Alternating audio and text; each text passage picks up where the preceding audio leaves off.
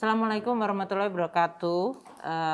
Saya bersama Ibu Menlu, Pak Menko, Pak Menko Perekonomian dan Menko Marinvest hari ini mendampingi Bapak Presiden. Seperti diketahui bahwa ini adalah rangkaian pertemuan G20 yang terakhir di bawah presidensi dari Italia.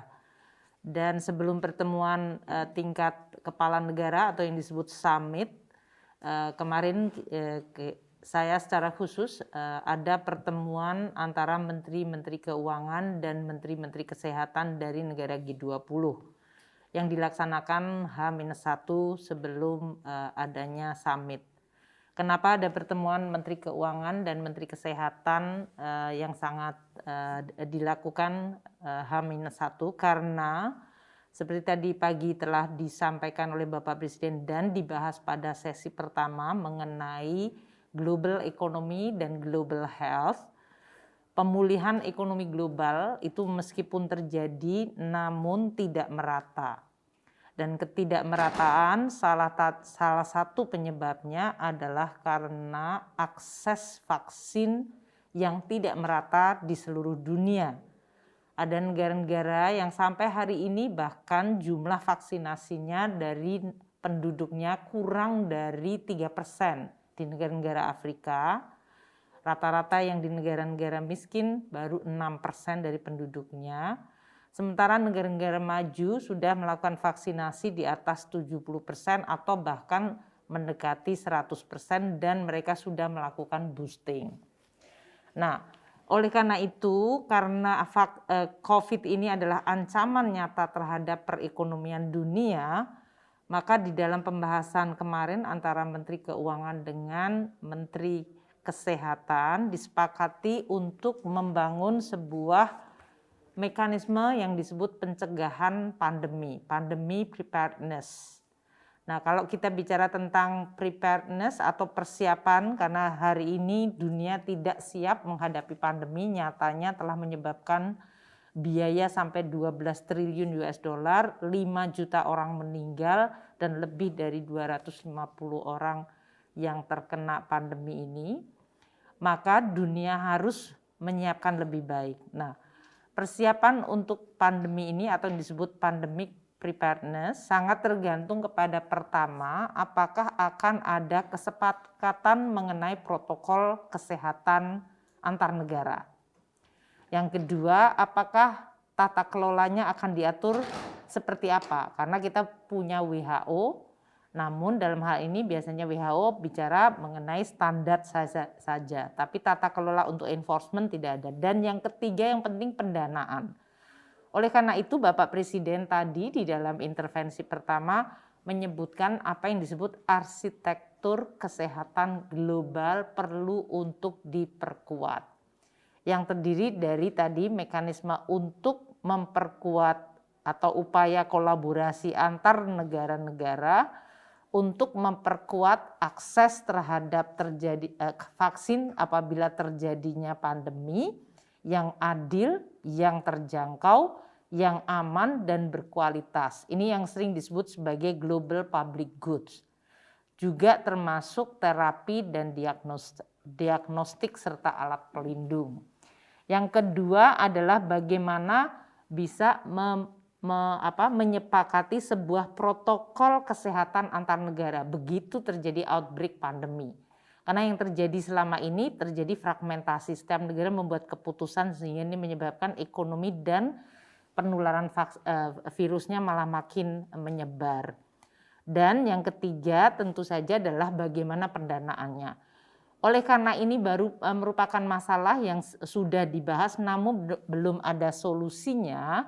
Dalam G20 ini disepakati akan ada Joint Finance Health Task Force atau dalam hal ini satuan kerja antara Kementerian Keuangan dan Kesehatan atau antara Menteri Keuangan dan Kesehatan di bawah G20 yang tujuannya adalah untuk menyiapkan tadi prevention, preparedness, dan response atau PPR dari pandemi yang task force ini dipimpin oleh Menteri Keuangan Indonesia dan Italia. Indonesia sebagai tuan rumah atau presidensi mulai Desember dan Italia yang sekarang ini menjadi presidensi. Ini nanti yang akan menjadi fokus dan di dalam pembahasan antar kepala negara telah disebutkan tadi pagi dan banyak yang mendukung, namun bentuknya tadi nanti masih akan di work out pada pembahasan di bawah presidensi Indonesia. Tentu peran Indonesia menjadi penting karena Indonesia adalah negara yang besar dan kita juga punya komitmen terhadap vaksinasi kita mencapai 70% tadi yang disampaikan oleh Ibu Menlu, yang di dalam pertemuan summit ini adalah deklarasi agar 70% penduduk dunia paling tidak pada pertengahan 2022 harus sudah divaksin atau 40% pada akhir tahun ini, dan ini berarti membutuhkan dukungan terutama negara-negara miskin yang sekarang ini jumlah vaksinasinya masih sangat rendah. Yang kedua, kita akan membahas mengenai masalah climate change yang nanti akan disampaikan oleh Bapak Presiden dan sustainable financing.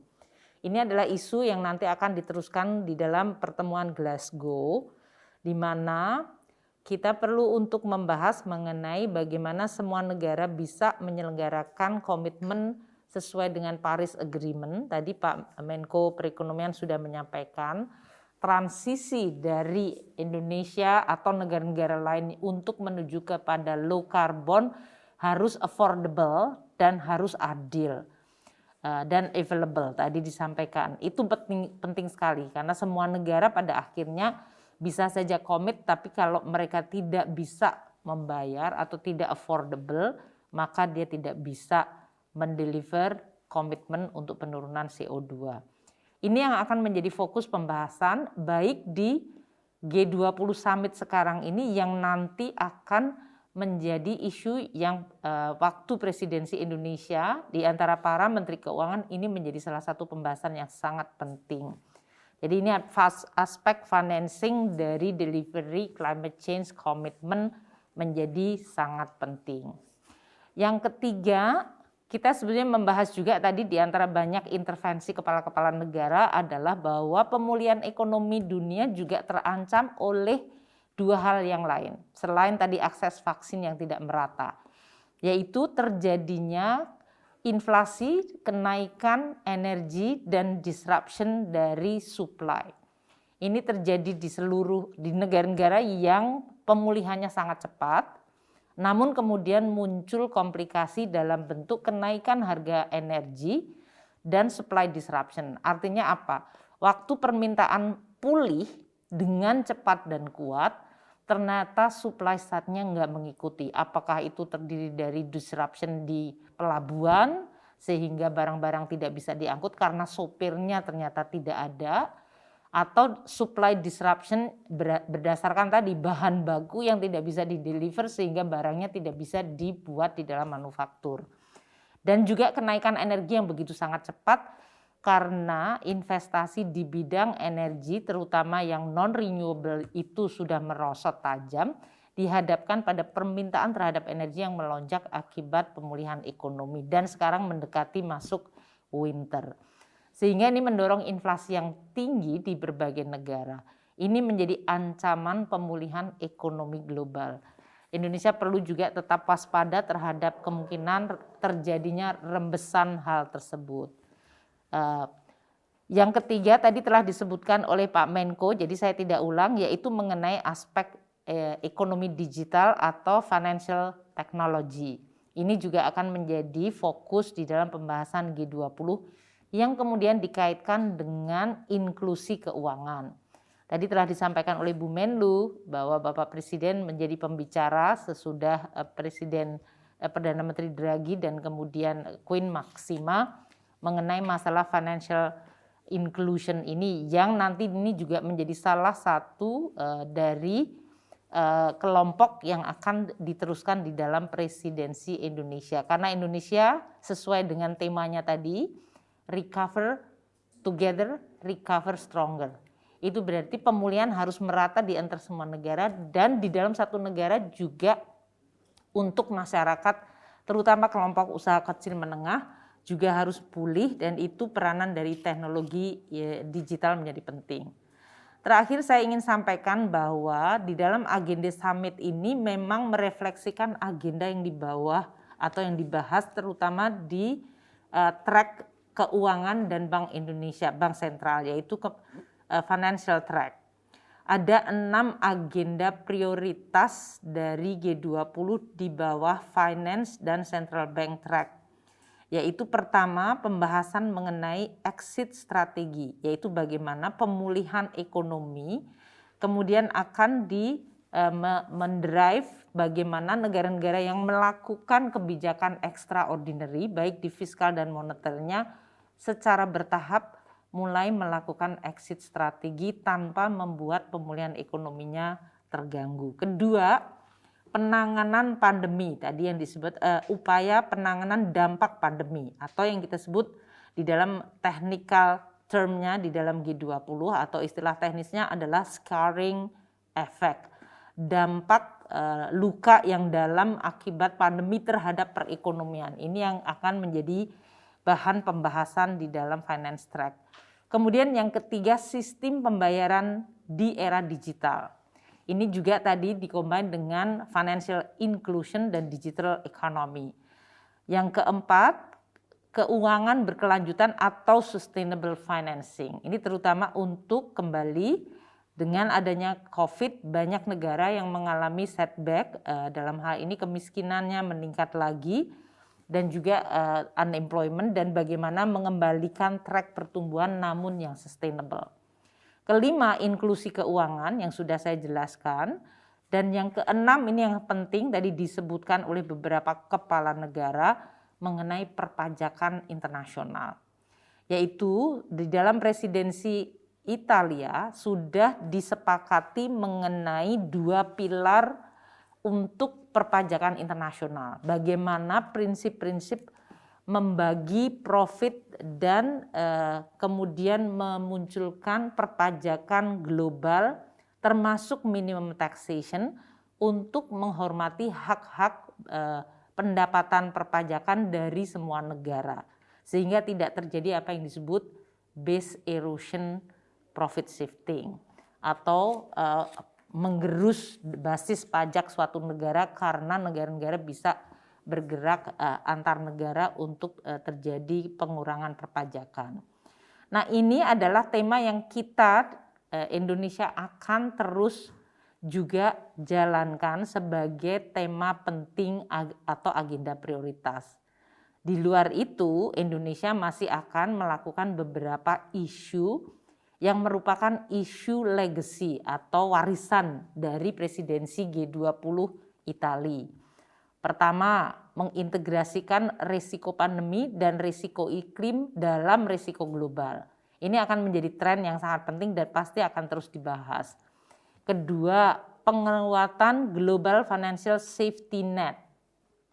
Ini juga berkaitan juga dengan IMF yang dalam hal ini melakukan penggunaan SDR 650 untuk direalokasikan bagi membantu negara-negara miskin. Ketiga, peningkatan arus modal antar negara. Keempat, inisiatif kesenjangan data atau data gap inisiatif. Kelima, reformasi regulasi sektor keuangan. Keenam, pengelolaan dan transparansi utang terkait dengan debt service suspension inisiatif terutama bagi negara-negara miskin. Yang ini nanti akan tetap menjadi salah satu tema. Kemudian ada yang ketujuh, agenda pembangunan infrastruktur yang berkelanjutan dan inklusif. Dan kedelapan, pembangunan atau dukungan bagi Bank Pembangunan Multilateral atau Multilateral Development Bank. Dan yang kesembilan, perkuatan kapasitas sistem kesehatan untuk pencegahan dan kesiapan respon pandemi yang tadi sudah dibahas. Dan yang terakhir, bagaimana upaya menarik investasi swasta. Itulah tema-tema yang akan dibahas, biasanya menjadi tema utama yang kemudian akan diangkat pada pertemuan G20 tingkat kepala negara. Karena memang dari sisi finance dan central bank ini yang menyangkut kesehatan keuangan dunia dan terutama menyangkut masalah-masalah yang memiliki implikasi kebijakan global dan keuangan global.